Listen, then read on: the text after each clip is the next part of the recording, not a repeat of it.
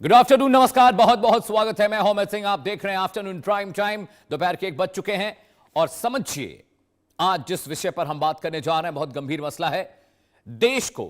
जिस देश को भारत ने अपने जवानों के खून से सींच कर आजादी दिलाई, जिस देश की पैदाइशी पाकिस्तान के जुल्मों के खिलाफ विद्रोह से हुई थी, आज वही बांग्लादेश अपने उसी पुराने जल्लाद पाकिस्तान के साथ ज्वाइंट मिलिट्री कमांड बनाने की तैयारी कर रहा है। जी हां, आपने बिल्कुल सही सुना।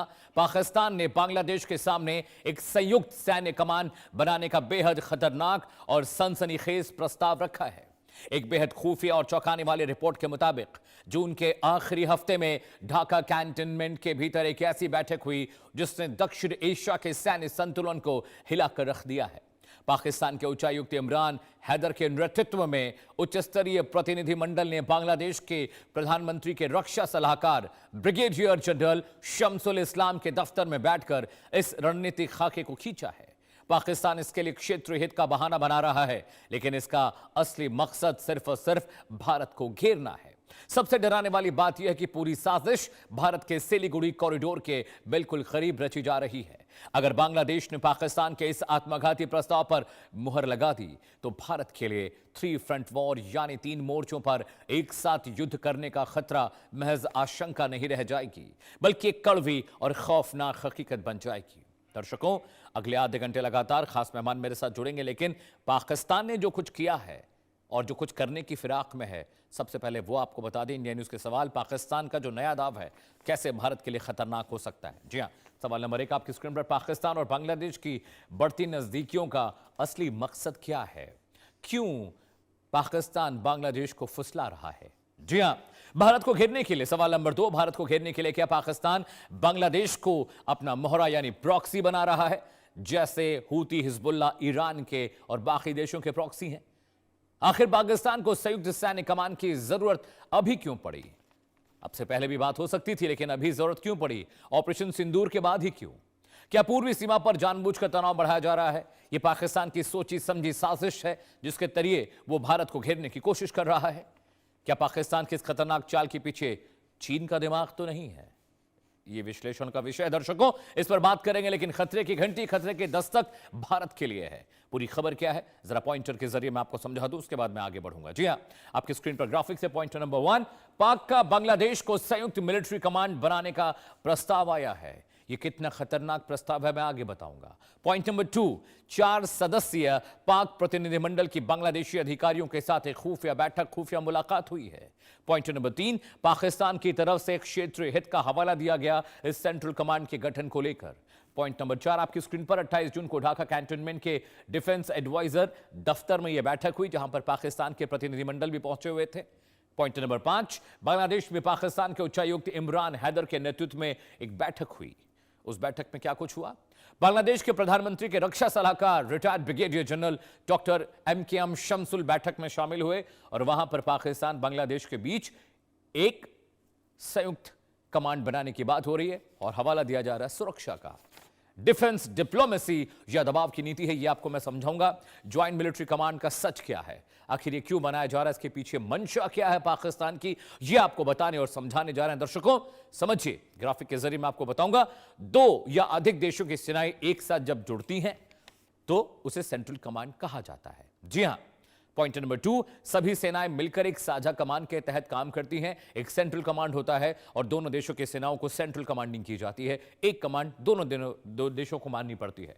युद्ध के दौरान एक ही कमांडर सारे फैसले लेता है, सारे ऑपरेशन, सारे अटैक प्लान, सब कुछ वही बनाता है। थल, नभ और जल सेनाएं मिलकर रणनीति बनाती हैं।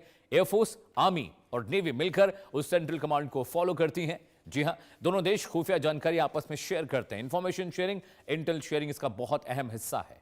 पॉइंट नंबर 6, मुश्किल वक्त में। जी हां, मुश्किल वक्त में रसद और सप्लाई चेन आसान हो जाती है, क्योंकि सेंट्रल कमांड साथ काम करता है। 2 देश अपना खाना पीना, अपने हथियार साझा कर सकते हैं एक दूसरे के साथ। जी हां, पॉइंट नंबर 7, दुश्मन को चौतरफा घेरने के लिए बेहद कारगर है, क्योंकि आप दुश्मन पर एक साथ 2 तरफ से हमला कर सकते हैं।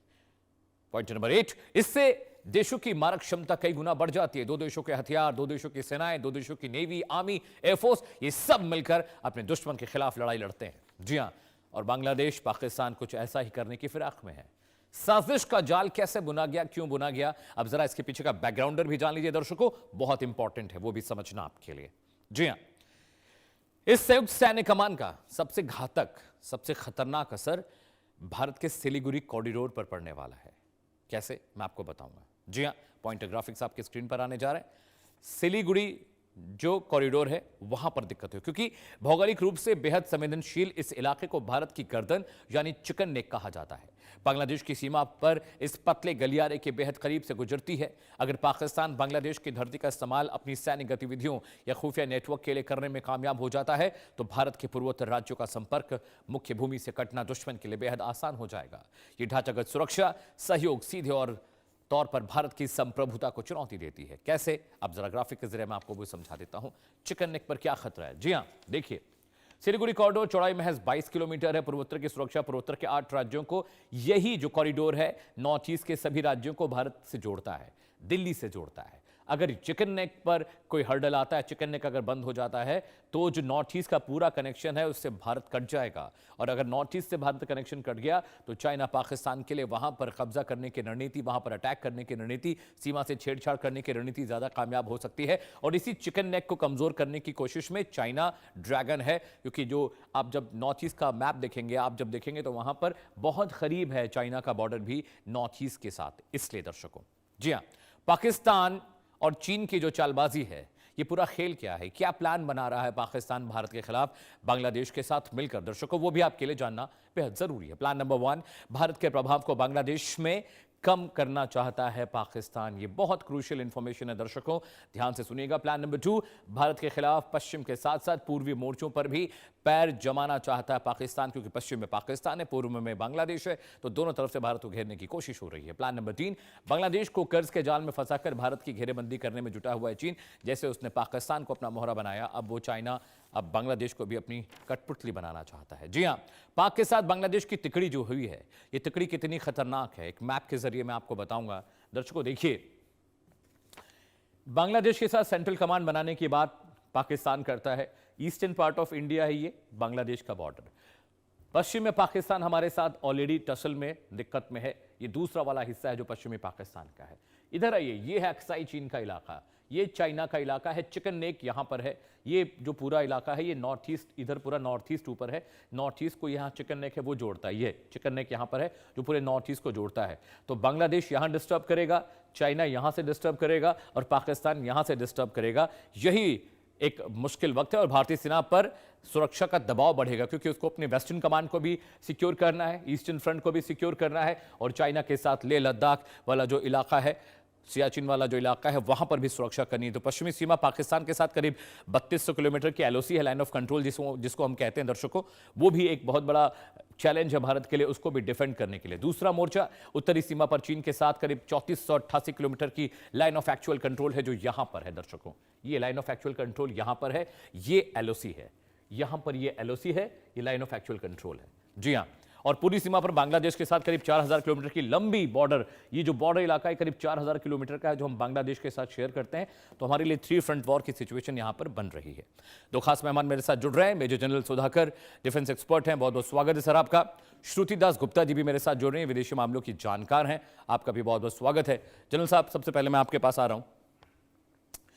ये 3 फ्रंट वॉर की सिचुएशंस की डिस्कशन हमने बहुत की, बहुत हमने डिबेट किए, लेकिन अब पाकिस्तान ने जिस तरह से एक सेंट्रल कमांड बनाने का मशवरा पाकिस्तान ने बांग्लादेश को दिया है, वहां पर एक मीटिंग भी हो गई है, किस तरह से आप देख रहे हैं? It's a high time for India to react. Amit, good afternoon. बहुत तहे दिल से आपको मैं धन्यवाद देता हूं, हमारे दर्शकों को शुभकामनाएं। मैं थोड़ा बाहर हूं इसलिए आवाज शायद आपको क्लियर नहीं आएगा, लेकिन थोड़ा बहुत अगर समझ में आ रहा है। नहीं सर, आप बिल्कुल साफ सुनाई दे रहे हैं, मुझे बाबुलंद आवाज आ रही है सर, आप बिल्कुल साफ सुनाई दे रहे हैं। सबकी ध्यान में ले जाना चाहता हूं, ये 19 जून 2025 में खुनमिंग में एक मीटिंग हुआ था, चाइना इसको चेयर किया था और इसके साथ बांग्लादेश और पाकिस्तान के फॉरेन पॉलिसी जो एक्सपर्ट हैं ये भी उसमें मौजूद थे। तो उस समय ये बताया गया था कि इकोनॉमिक एक फसाड दिखा के एक कोलाबोरेटिव एफर्ट हो रहा था। तो ये चीज को मैं रेफर करते हुए इसके ऊपर मैंने काफी सारा आर्टिकल लिखा था, पॉडकास्ट दिया हूँ। बोलता था कि डेविड ट्रायंगल, ये जो डेविड ट्रायंगल, पहले 3 हिस्से होते थे एक ट्रायंगल का, अभी धीरे धीरे धीरे धीरे 5 जोड़ गए हैं। अब 5 कैसे जोड़े हैं कि मैं एक जोड़ रहा हूँ, अमेरिका इसके साथ चाइना के साथ जोड़ गया है। जो अमेरिका पहले चाइना को कहता था कि उनका एक नंबर 1 स्ट्रेटेजिक एनिमी है, वो एनिमी नहीं रहा। नंबर 2, अजरबैजान और टर्की, ये दोनों के दोनों जोड़ चुके हैं। और तीसरे नंबर पे आता है ये जो कतार है। तो ये बड़ा जबरदस्त एक ट्रायंगल के जगह ये हेक्सागन जैसे बनते जा रहा है। और इसमें एक दूसरे को काटने के नहीं बल्कि जोड़ने की कोशिश कर रहे हैं। जहां तक आपकी सवाल है, पाकिस्तान का जो जो जो कमांड है, कमांड कमांड, ये बिल्कुल ये बहुत ही खतरनाक एक संस्था अभी क्रिएट किया जा रहा है। हिंदुस्तान इसके ऊपर नजरअंदाज नहीं कर रही है। जो जो कदम उठाना चाहिए, मुझे पूरा विश्वास है। ओपन सोर्स से मैं जो डॉट्स को ज्वाइन कर रहा हूँ, मेरे विचार के मुताबिक हिंदुस्तान बिल्कुल गुस्तम गुस्ता पूरा इसके लिए तैयार है। और नए नए स्ट्रक्चर्स अभी क्रिएट करते जा रही है। और स्ट्रेटेजिक जो डिप्लॉयमेंट होना है रिसोर्सेज की, चाहे आप एयर डिफेंस की बात करिए, हवाई जहाज जो, और हमारे जो नेवल फ्लीट हैं, ईस्टर्न फ्लीट, ये सब एक्टिव हालत में है। और हमारा जो SSBN सीरीज, जिसको हम कहते हैं second strike capability, nuclear capability का जो काबिलियत है, ये भी हमने काफ़ी डेमोन्स्ट्रेट कर चुके हैं। और सबसे इम्पोर्टेंट चीज़ होता है जब इस किस्म की कोलाबोरेटिव एफर्ट होता है, मिलिट्री कोलाबोरेशन, सर्वेलेंस की निहाती आवश्यक है। इसमें थोड़ा हिंदुस्तान का कमी है। और लेकिन अभी ऑपरेशन सिंदूर के बाद देश ने जो दिशा पकड़ा है, 52 सैटेलाइट्स जो हैं ये सैंक्शन हो चुके हैं। 2029 तक ये ऑर्बिट में प्लेस हो जाएंगे। और ये जब तक effective surveillance, all weather, overlapping, integrated नहीं होगा, तब तक दुश्मन का हरकत के ऊपर हम निगरानी रखना निहाती मुश्किल होगा। तो इसीलिए इसरो हो या फॉरेन सर्विलेंस नेटवर्क हो, इनकी मदद लेते हुए बांग्लादेश के ऊपर कड़ी निगाह रखना है। और उनका जो हैंडलर है, द प्राइमरी सोर्स, तो डीप स्टेट ऑफ पाकिस्तान, इनके ऊपर कड़ी निगरानी रखना निहाती आवश्यक है। Back to you Amit. Alright sir, please stay with me. Shruti ma'am, मैं आपके पास आ रहा हूं। अभी जिस तरह की चीजें हो रही हैं उधर, चाइना के साथ पाकिस्तान ऑलरेडी हमारे खिलाफ बहुत सारी स्ट्रैटेजीज प्लान कर रहा है। उसके बाद वो पानी को लेकर और सिंधु जल समझौते को लेकर क्योस मचा रहा है पाकिस्तान। उसके बाद ये एक नई development ma'am which is very crucial. और ऐसा लग रहा है कि 3 फ्रंट वॉर की सिचुएशन अब लग रहा है कि ऑलमोस्ट अब एक वर्ज ऑफ क्रिएशन पर है। 3 फ्रंट वॉर नहीं, जैसे जनरल सुधाकर जी ने कहा कि ये जो